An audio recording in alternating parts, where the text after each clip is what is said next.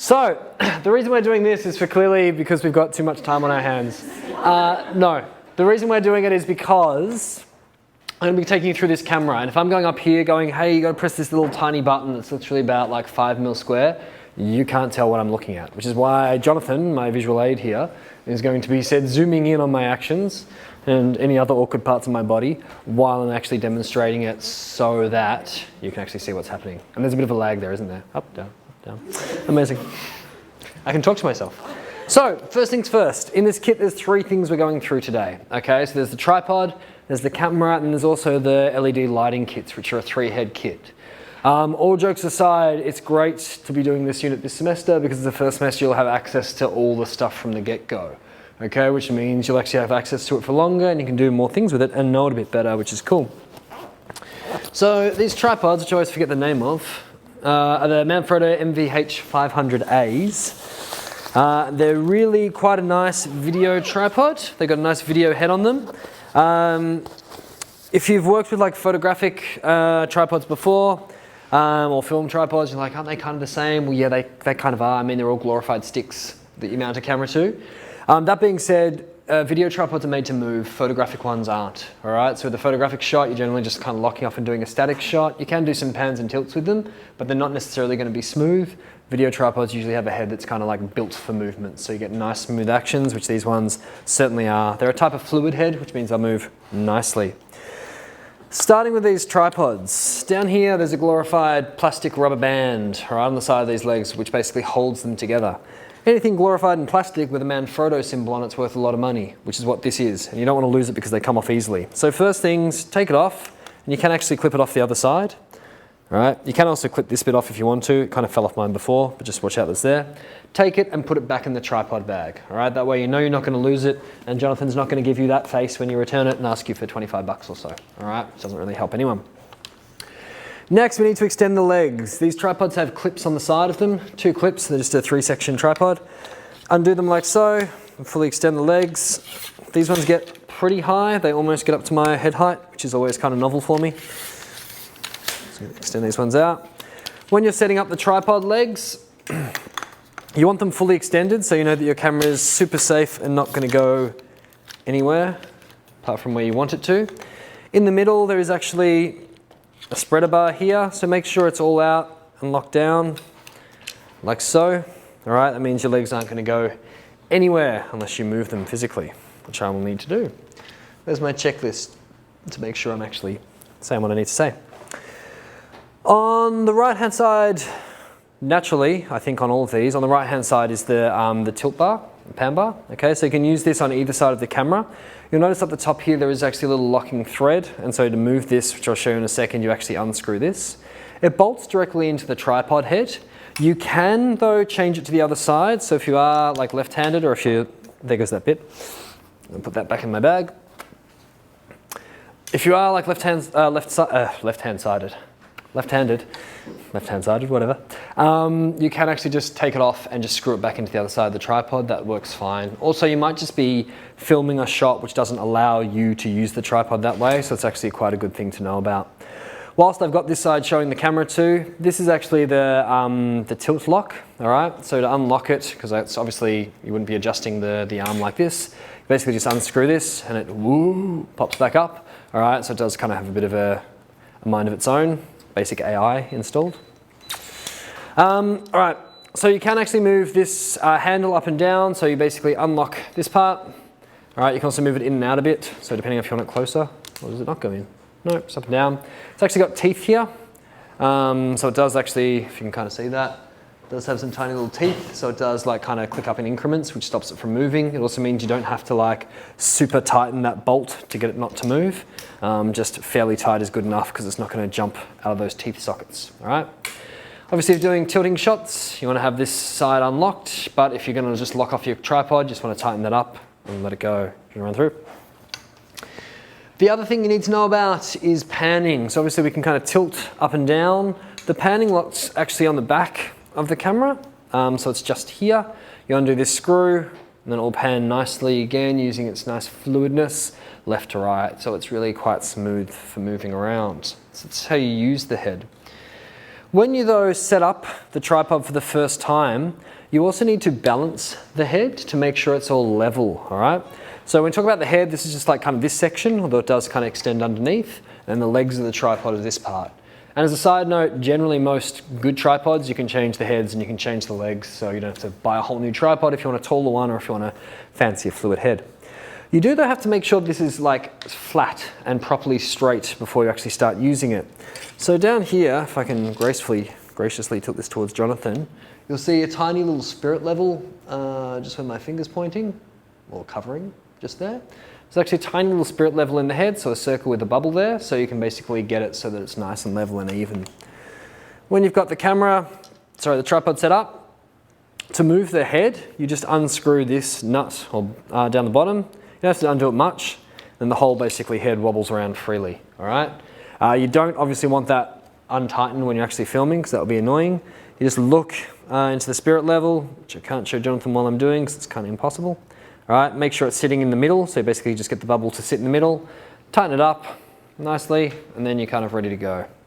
Everything should be nice and smooth. That's now straight, so when I'm actually filming up my shot, provided the building that I'm filming is actually straight, it will actually be straight and nice from that point onwards.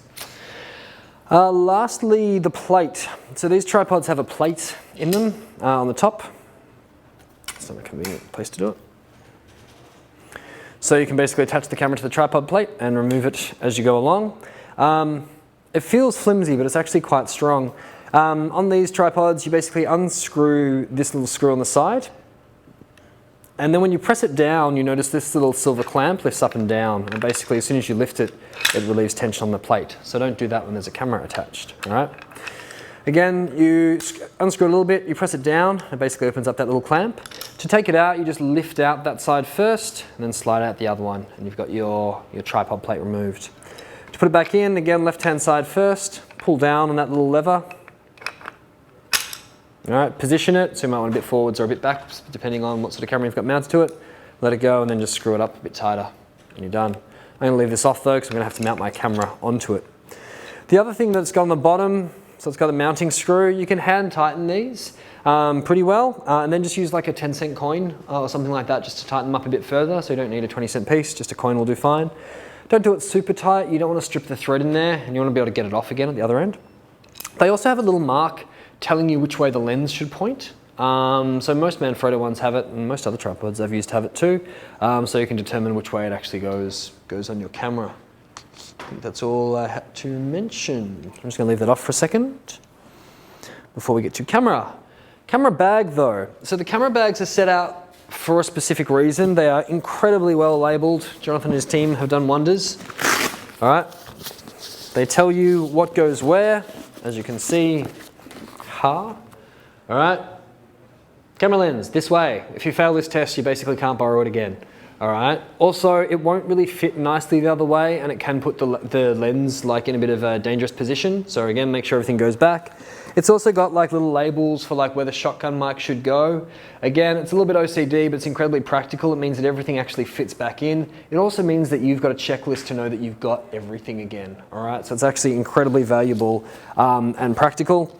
Down here, you've also got all the cables that actually should be in the side pocket, and that they should also be in here, all right? So in this kind of pocket here, we do have cables, like USB cables, also the power cable and the charger. So if you just want to run it straight off power, you can kind of do that too. And the shotgun mic's in there as well, which I'll get to in a second. All right. This is the camera itself. So quite nice, compact, but very, very like powerful little Sony cam. Worth about $4,000, I think, from memory. So again, you want to be kind of careful with these things. You won't have this cable hanging out the back of yours. This is just so Jonathan can switch to the camera view when we kind of get there. The battery goes in on the bottom. So I'll just show you. On the bottom here, there's actually like a little spring-loaded switch. And so you pull that down and the battery basically falls out that way. It's kind of a little bit bayonet-y in the fact that you don't start from the bottom and lift it up. It won't work. So you start from kind of halfway or a little bit overhang and then press it in and it will basically click into place, right? You'll hear it snap. general rule with any of this sort of stuff is if you're forcing it, you're doing it wrong and you're probably going to break something, all right? So don't try and jam anything in, all right? Don't apply force to any sort of camera. It should all be pretty like easy to do. If it's not working, you're doing something wrong. So like kind of go back and check. On the batteries, they come with a, how long does the standard battery last roughly? About 2 hours, the standard battery. You can book out extra batteries which last longer. So if you are going to be away shooting for a while or away from power, definitely book out the extra batteries so you get a bit more juice. We want to attach the tripod to the bottom. So on the bottom of the camera, you can see a little hole, which is where we've got to put the little screw. Obviously, we know which way the lens is pointing. Well, hopefully you do. That's the lens, in case you were wondering. So you can kind of just hand tighten this. All right. In terms of positioning on the plate, generally you want it on the base, like, to cover most of the base of the camera. Well, that bit's locked in, hasn't it? But with these ones, you might want to leave this bit uncovered so you can change the battery while it's on the tripod. Otherwise, you might have to like kind of reposition a whole shot. So you might just want to edge that bit forward a bit.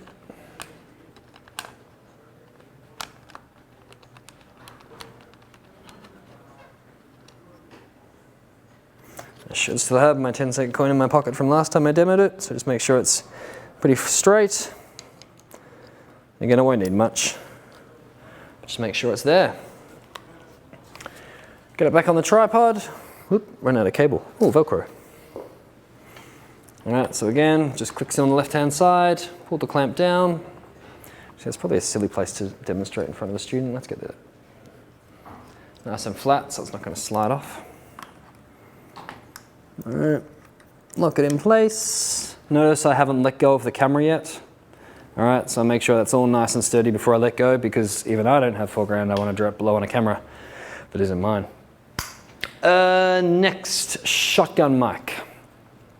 So these cameras, unlike most cameras, have a really nice preamp in them, okay? So they can record quite good high quality audio into and of themselves. So it's nice kind of all in one unit. They come with a shotgun mic, so these are the Sony shotgun mics. Note, they do have this little rubber collar on them. This is another one of those little things that looks like nothing but is worth a lot. That's actually a shock mount. So again, don't go losing that bit. It is actually quite important, and you'll have to buy a new one if it's not there. As I mentioned 2 weeks ago, shotgun mics are very directional, meaning that if you point them at your subject, they will just hear what's in front of them, generally speaking. And then there's pretty harsh fall off on the side, so they won't necessarily hear something that's happening here, for example. The downside with them is that if I'm pointing it, like, let's say at you and there's something happening behind you, it will pick up on the sound there as well. All right, so again, this is good. We've got a on-camera shotgun mic. We can get pretty good sound from it. But again, if we're in that kind of, someone talking in front of a road scenario, if we're trying to isolate sounds, we'd still want to use a different shotgun mic, boom pole over the top, that sort of arrangement. Synchronizing audio to video that already has an audio track is super easy. It's like a right click and select sort of function thing. It's so straightforward, it's not funny. So again, recording external audio and synchronizing it later in post is really, really easy. So if you do want to try different sound techniques, you definitely should. In terms of mounting this to the camera though, this has got a little clip on it. So this is actually the shotgun mic mount up here. So we just unclick that. We get the little rubberized bit to fit on top. And then we just clip it back down again. Okay, it will move a little bit. It's made to, all right? So it's got a little bit of like bounce to it rather than getting like extra handling noise from us. This is an XLR style pin, okay? So it's another 3-pin sort of cable. The camera can actually take 2 XLR sources, so you can run stereo mics. Or alternatively, like let's say you were interviewing someone and you were just a one-person team, you could point the shotgun mic at them and then you could wear a little lapel mic like I'm actually wearing at the moment. Sorry, Jonathan, I just stuffed up the audio hitting it then. And then run that into like XLR-N2, for example. Then you can record both audio into the camera itself without having to worry about extra bits. The XLR is just located here, so you can see both inputs. So we've got 2 XLRs up there. We're just going to use XLR1 for the time being and plug it in here. I'm going to spend a lot of time talking about sound in a minute.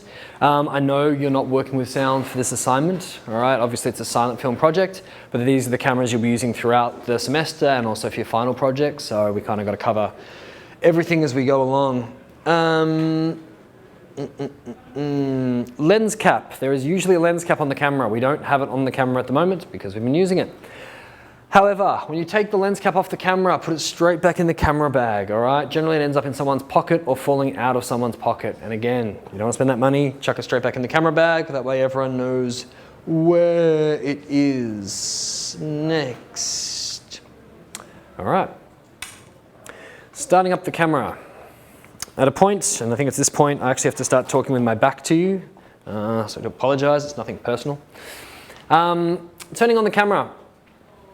The camera has a screen that opens up on the side, and generally speaking, when you open up the screen, it will actually just turn on. So you can see the screen turning on there, and all of a sudden we've got, oh my God, a camera filming a camera, filming a camera, filming a camera. Anyway, infinity, but that's what I was going for. Thank you, thank you. Still need those star wipes. So it'll just turn on when we turn it, when we turn the camera, hey, when we turn it on that way. I'm getting too excited about dissolves. Calm down, Todd. The next thing I need to show you though, and this kind of drove me nuts for a while, is the eyepiece. So on top of the screen, you also have an eyepiece that you can use, all right? So how do you turn that on? To actually get it to engage on the side of the camera, it's easy to see, you basically pull this out and it clicks just a little bit, all right? So when you actually pull it out, it engages the camera, but you'll notice that it's not actually on. Now you can't see this, but you will see the screen turn off. What happens is when you put your face up to it, it will actually turn off the screen and it turns on the inside eyepiece, all right? As long as you've pulled out that eye cup, all right, it will do this. If you don't pull out the eye cup, it's not gonna do it and it won't work. And you'll be sitting there going, why doesn't it work? All right, but that's basically what it is. So it detects your face up there, okay, up on the eyepiece, okay, and it will just automatically turn on when you're there, provided that's the case. So you can use whatever you find more comfortable. Personally, I prefer framing with an eyepiece because there's less distractions. But that being said, depending on your location, sometimes one is more practical. Again, bright outdoors, sometimes the screen's hard to see, so you're better off using the eyepiece. Shooting low to the ground, it's easier just to flip the screen. The screens do move, okay, so they do flip over like this. 180 degrees, don't force it any further or you'll probably hear a very, very expensive snapping sound, which I wouldn't say is an overly good snapping sound. All right, using the camera menu defaults. Oh yeah, it's not a touch screen also, just don't try and do that sort of stuff. Oh yeah, so to access the menu, on the side of the camera, there's actually a little button here. It's on the left-hand side of the camera that says menu. Strangely enough, that takes you into the menu. It's a little confusing that on the, next to that, there's actually a rolling mechanism. So just here, this is actually like a little scroll wheel. That's not actually what you use for navigating the menu. All right, you use that for some on-camera, on-screen functions, but when we actually get into the menu, we use somewhere else, all right? To navigate around the menu, there's actually a joystick on the back right of the camera. So it's basically where your thumb goes. So this is where the on-off switch is. So it's basically start recording or stop recording. And this tiny little thing here is actually a joystick. All right, so it goes left, right, up and down, and then you press on it to basically get it to go. Okay, so again, that's how you actually navigate most of the menu systems. To show you into the menu system now, when I press the menu button, like so, all right, it just pops up on the screen. So this is where we can kind of navigate around using, again, the little joystick here to do things. I'm not going to do this now because it basically shuts down our whole system that Jonathan's so carefully set up. But when you get the camera, you should initialize it back to its kind of default settings. Again, we've got umpteen bunches of students using this sort of thing. They'll change different settings to what you do. So you basically want to reset it all when you get it. So you know it's kind of back to normal, if there is such a thing. You go down to the bottom icon, which is the little filing cabinet, I don't know, drawers. Arrow down, and then down the very bottom, there is initialize. So that's basically what will kick it back into, again, factory defaults. While we're in this menu, again, I'm not going to do it now because it takes some time. There is also media format, and that's basically how you actually format the card. So these cameras use SD cards. It's actually dual slot, so there's 2 SD cards you can access depending on which one you want to use. They're located here on the side of the camera. If I open this up, kind of see in there, kind of. There's 2 little card slots there. There's only one in there. It comes down with, what was it, 128? 64 gig, which gets, what was it, how long? 142 minutes. You're shooting a 90-second piece. 142 minutes should be enough to get you through that, I hope. Next, setting the recording format. So whilst we're in here, we want to make sure we're setting our recording up to record right. So the second option from the top with the arrows, we go into record set. I will be going through this again next week, so don't be kind of too paranoid now. It's a good idea to take notes though now as I'm kind of going through it, because we won't have this great visual display when we go through it next week. Under record sets, you'll see the different file formats that you can record in. The one that we use is XAVC HD, all right? The top one, the QVHD version, is actually a 4K version, for those of you kind of interested in shooting 4K. I'm pretty sure our computers won't handle it, even if we tried. But if you want to shoot 4K to have a play or generate some files or do whatever, feel free to have a shot in your own time, but we're just using the HD version. In terms of the recording format, we're just going to be using, and you will have to come in here and set it up. I don't know what it defaults to. But 1080 resolution, 25p, and 50 megabytes per second. And you can see there's a whole bunch of different options there, so make sure we get the right one. It really should be in the assignment brief. I'll get that added. Next.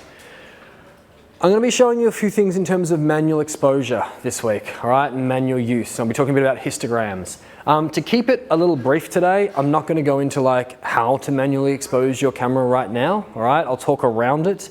Next week when we do the camera kind of in-class thing, I'll go through in a bit greater detail. So if I'm talking about a few things now that don't make sense, stuff like iris or apertures or gain in terms of visual things, don't freak out too much. Just appreciate that it's there. All right, and we'll come back and we'll explain it again in greater detail next week, because next week you'll all have a camera to play with in front of you and it will make a bit more sense. There's a few different things though that we can turn on the screen. So whilst we're actually filming, to kind of give us visual aid and to kind of like help us while we go along. So we're just going to set them up next.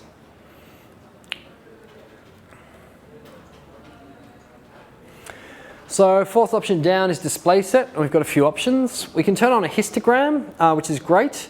A histogram is basically a graphical display of your exposure. So it shows you how much information is in your shadows and your midtones and your highlights. So if you're dealing with manual exposures, which you will be, it's the easiest way to kind of check. It also gives you a graphical representation, which means that you can see it in terms of a graph and easily understand that no matter what your lighting condition. If you're trying to just use the little monitor, the monitor is not necessarily that accurate depending on what sort of light you're looking at it under. It is pretty good, let it be said.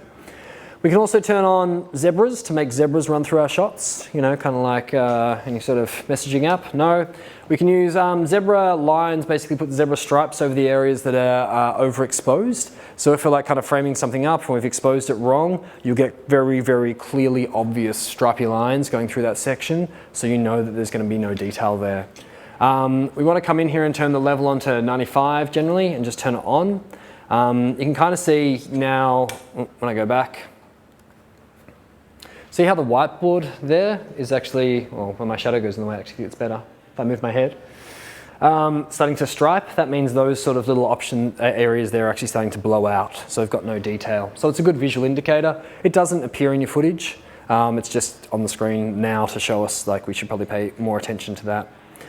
The other thing we can turn on is peaking, so focus peaking, which will basically give us, again, a visual idea as to where our focus is actually set. So it will highlight things. You can kind of see things sparkling white now. Jonathan prefers red. I haven't actually even tested red now, so let's give that a crack. Hey, there we go. I like red too. So it means that when we turn off this menu, okay, anything that's kind of red means that that's actually the area that we focused on. So in terms of the whiteboard, you can see my writing's in focus because it's highlighted red. All right, so if you're pulling focus, if you're trying to tell where focus is pretty accurately, it's not a bad thing to have on. But again, we'll come back to exposing and focusing next week. Audio levels. So we're just going to leave this, oh no, we'll stay in this view. So over there on the right-hand side, you can see the graph with that kind of big peak in the middle. So that's the histogram that we just turned on, which we'll talk a little bit more in greater detail next week. Below it, you can see the meters. So channel 1's kind of moving up and down with my voice, because that's one we're actually recording from at the moment. And that's where we kind of discern how good the audio signal is and whether we need to boost the gain or not. And we'll come back to a few other things down the bottom in a second. On the side of the camera is actually the audio controls. And it's got this little plastic screen to stop you from accidentally hitting it while you're shooting or, you know, hitting the wrong button. There's two channels, as I mentioned before, channel 1 and channel 2. So these two sections are basically mirrored. The inbuilt microphone does actually require phantom power. So phantom power is something that I mentioned 2 weeks ago. Some microphones require a voltage to get them to work. All right, this bottom section, because it says mic plus 48 volts, means it's actually sending 48 volts to the microphone so it will operate. And these shotgun mics do actually need it, okay, to work. If you're using another microphone, we just flick it up to microphone, or if we're dealing with like line level things again, we can switch it to line level. The left-hand side is actually what's called attenuation. So if you've got a signal coming in that's too hot and it's peaking all the time, then we attenuate the signal. So basically we dampen it or turn it down a little bit evenly. And so we can turn it down by like 10 decibels or 20 decibels accordingly. So if your audio is peaking all the time and it's too loud, we turn it down by using that overall attenuation switch. Underneath it, we've got manual and auto control, and so we'll see in a second, the camera can actually be used in an automatic mode, but having a camera like this in automatic mode is almost a waste in my opinion, because there's so many other things you can engage with. Plus, just to be frank, automatic modes have a guess at what it thinks you are trying to film. Your camera does not know what you're trying to film. It doesn't have artificial intelligence of any way, shape or form, all right? It's not linked into your brain. Oh yeah, it does do that. All faces? Yeah, most faces. Yeah, that is a bit creepy. All right, apparently it also knows what he has for lunch too. So it can recognize faces. Apart from that, it doesn't know what you're framing up, doesn't know what you're exposing for, all those sorts of things. I like to think I'm more intelligent than any sort of automatic system on my camera. So again, I want to take creative control. I want to make the most of the equipment that I'm using. Therefore, everything should be manual.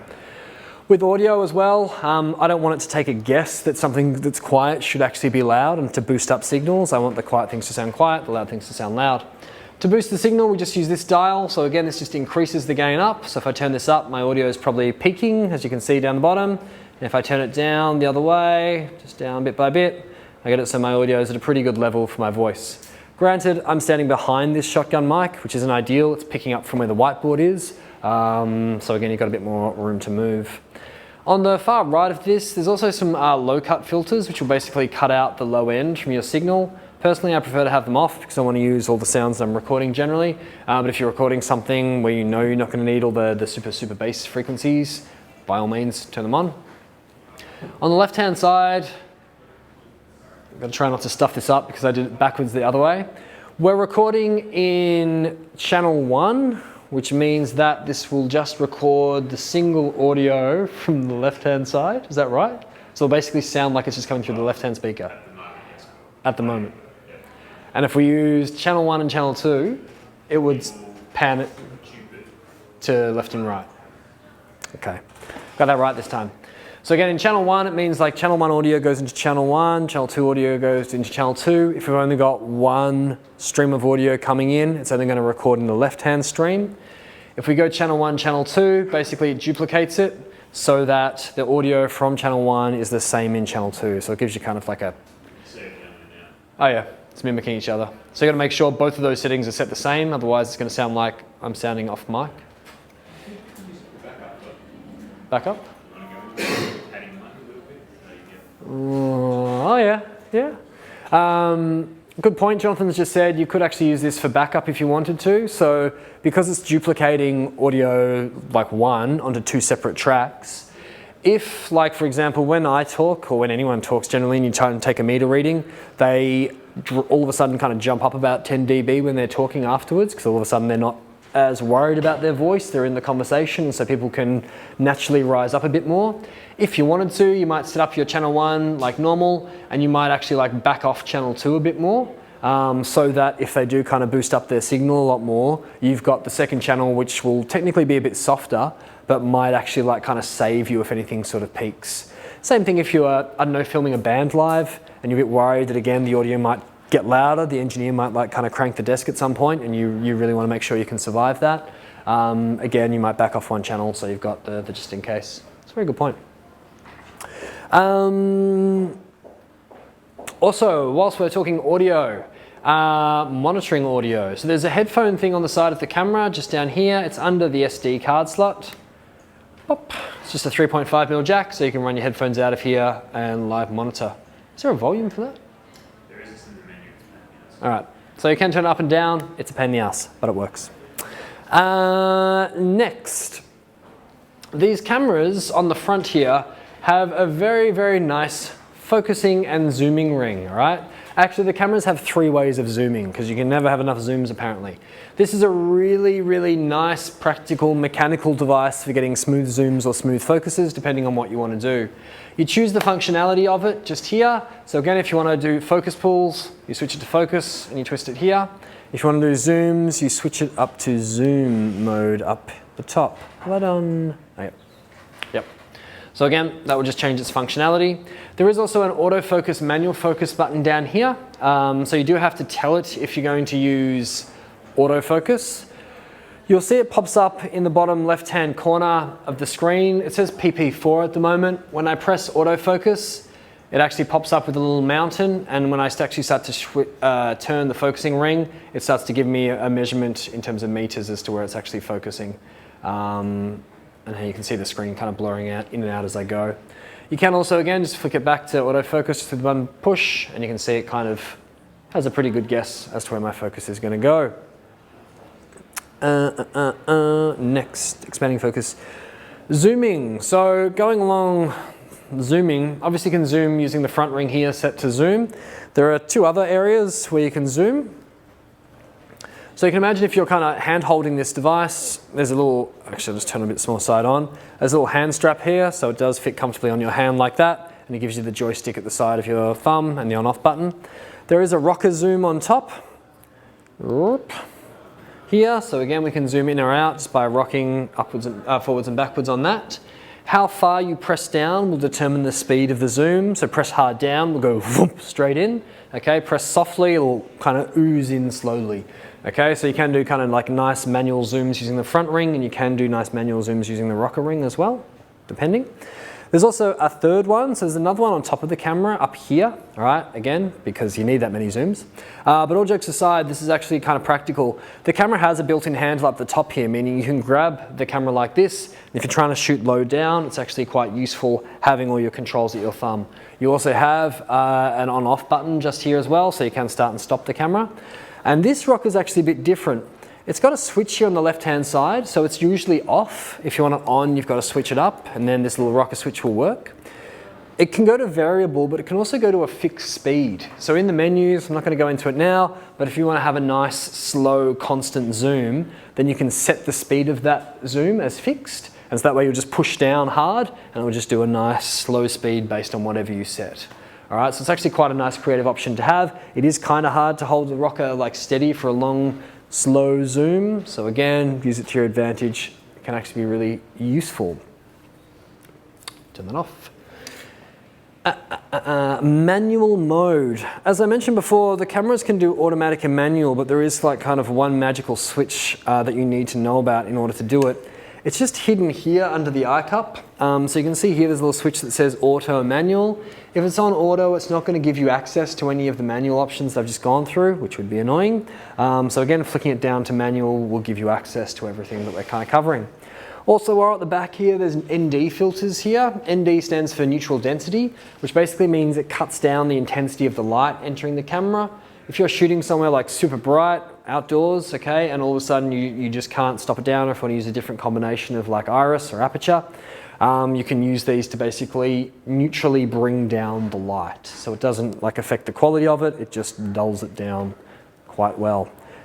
In the old days, they were the sorts of things you had to add to the front of your camera, so having them kind of, inbuilt makes things a lot faster. We're kind of heading into the wonderful world of manual exposure at the minute, which again, we'll go through next week. There's a couple of other options. So down here, again, next to the menu button, and this is where this little scrolly wheel comes into place, just there, can't see where I'm pointing. Hey! There's 3 buttons, so there's iris, gain, and shutter speed on the side of the camera. Down there we go. Like so, iris, gain, and shutter speed. When Jonathan does another amazing diamond wipe, oh, cross one, I like it. Down the bottom you can see 3 values, all with A's next to them at the moment. One says A f5.6, that's your iris or your aperture, how much light's coming in and out of the lens. The next one is the gain level in dB, and then the final one's your shutter speed. They all have A's next to them because at the moment they're automatic. When I press one of those buttons at the side, so if I press my iris button once, you'll see the A actually disappears and it becomes highlighted in white.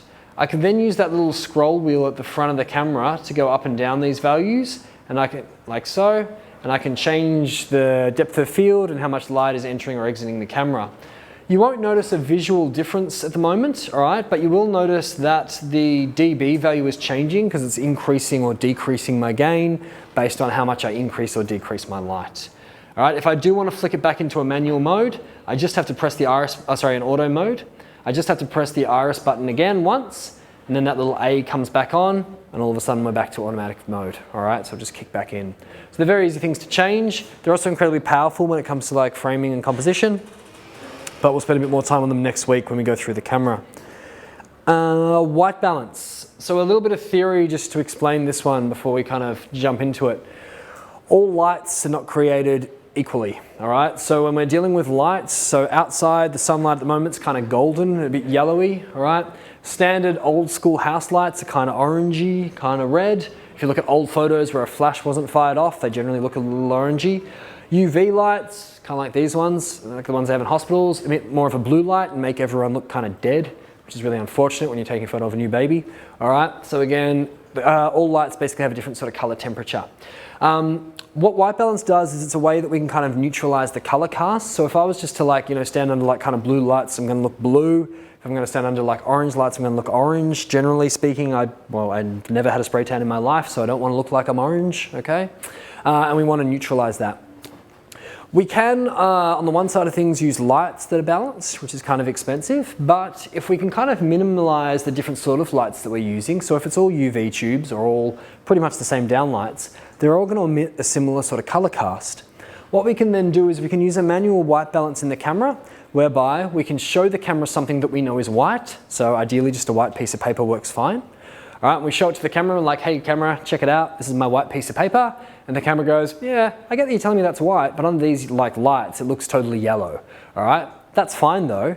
If you're telling me that you know this is white, I can correct that so that it looks white. And so the camera just runs through a little bit of a process, it detects the color cast, it then pulls out that color and it neutralizes the color cast from that point onwards. You've got to do a new white balance for every different lighting situation you're in. So if we went from out here into the hallway or into the next classroom, we would also have to kind of like do another white balance so that we would neutralize for those lighting conditions. It's pretty easy to do, and it is also the sort of thing that takes a couple of seconds to do when you're in camera. It takes a lot longer time to do in post. So this is not something you really want to have to worry about later on. The white balance button is here, it says Whit Bell. Okay, so if you press the white balance button once, over down the bottom corner of the right hand side, you'll see a little value. It will come up usually showing a sun, hey, where you can set your degrees in Kelvin, which is how we measure color intensity of light. The next two options, A and B, are actually custom ones, so you can have two custom ones. I'm just going to leave it set on A, so it knows it's going to use the custom white balance setting for A. I then have to show it something white. So to do this, I press the menu button on the side of my camera, because I actually have to set up the value for this. Once I'm in here, I go up to my camera option up the top. Too far. Down to white balance set. Press in. It will let me choose which one I'm basically using. So at the moment I can see that I'm on white balance A, based on the bottom. I then need to show it something white. This isn't true white, but it'll work. Hold this in front of it. How good's your focus? All right, then it says down the bottom, press menu to end or execute to execute. So we want to execute. When I press execute, it takes a little minute. You can see all the colors change. And it will pop up with the degrees Kelvin down the bottom on the right-hand side. The colors shift slightly, but all of a sudden we've pulled out a lot of the blue that it was before. Just to show you again without holding up a white sheet. Again, if you just watch that A in the bottom right-hand corner, when it does its thing, it takes a little bit to think. Then now it says 77,000 degrees Kelvin. So obviously reading off the whiteboard isn't good because it's not technically white, it's a bit off-white. So you get better results using something that's kind of more white. And as a result, that looks more blue. We will come back to that though next week and the idea of white balance. Recording is actually really easy, which is a bonus. So again, you can press the button on the back or the button on the front. We just press this one here. You'll notice excuse me, that on the top of the screen, it has a green standby, STBY up the top, and the numbers in the top right-hand corner aren't moving. If I press start stop now, it takes a couple of seconds before it kicks in. It goes into record. We can see the numbers counting up as we go. To stop recording, we just press it again, and again, it will take a couple of little seconds before it actually stops. You can see the zebra striping coming up there, again, showing which areas are overexposed. You can also see the red bits for which bits are actually in focus. Whoa, and that's really over. In terms of reviewing your footage, there's two ways of doing it. On the side of the camera, there's a last scene recall button, review down the bottom. If I press this button, basically the camera will just click into showing me the last clip that I recorded. So it just defaults to this. It does have a tiny little speaker there, so it does kind of spit out some footage. We can see all of us looking amazingly interested in everything that I'm saying. Sprung. And then it basically just kicks back into camera mode, all right? The other way of doing it is by pressing the thumbnail button up the top, all right?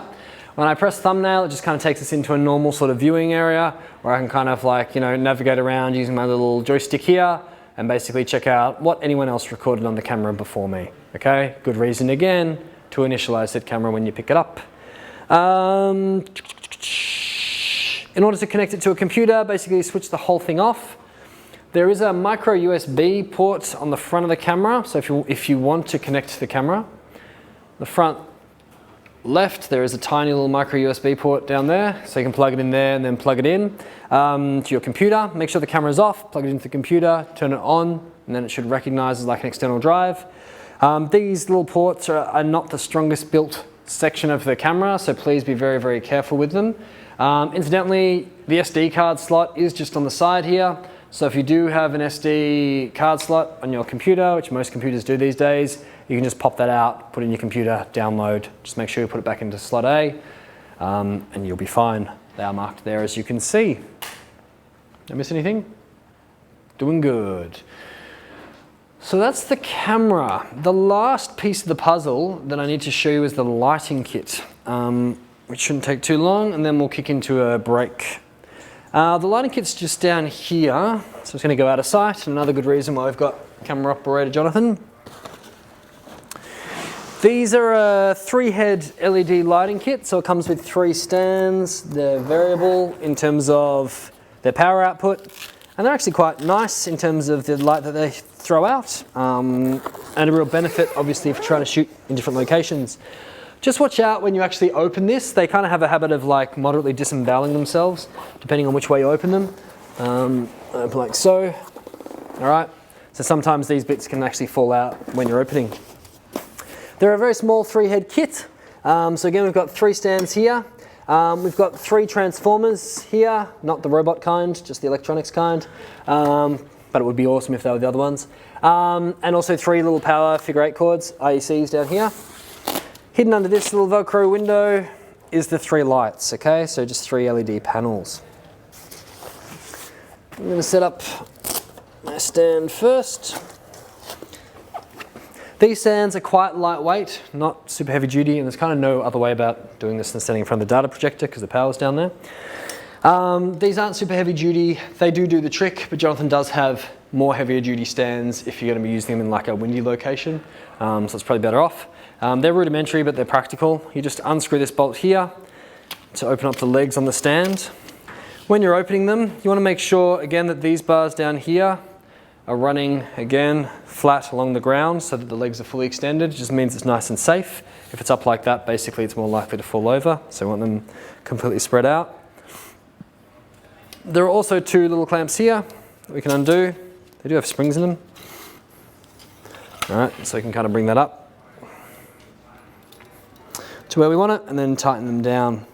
Jonathan does also have shot bags, which are basically bags full of heavy stuff that you can drape over these bits down here to basically make the stand a little bit more sturdy as you go along. A big thing with all this sort of stuff, which I'm going to cover soon, actually I'll start talking about it now, is OH&S. Running cables everywhere is really dangerous, right? For starters, you can trip over and hurt yourself. And I mean, I'm clumsy, I fall over all the time. I don't really hurt myself. It's not about just falling over and like, you know, maybe hitting the ground. It's about pulling cameras and lights down on top of other people, damaging gear, damaging the locations that you're shooting in, all right? So all jokes aside, we've got to be really careful with this sort of stuff, and it is a big hazard. Even these lights, like, they're not the most powerful, but they still are running 240 volts, which in the wrong hands is actually incredibly dangerous. So again, we don't want something to smash over and cause, you know, fires and stuff like that.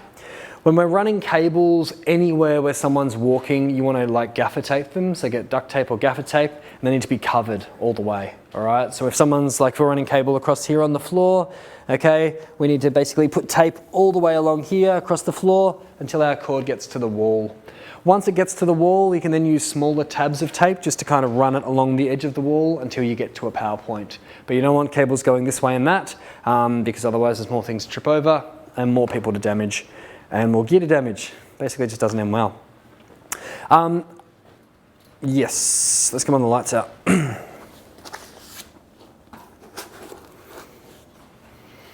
Whilst I'm not advising to touch faulty electronic equipment when I say this, and this is a disclaimer to Jonathan, but one of the best pieces of advice I was actually given at film school is if there is any reason to believe that something is actually not working properly and you touch it, it's important to understand how electricity operates.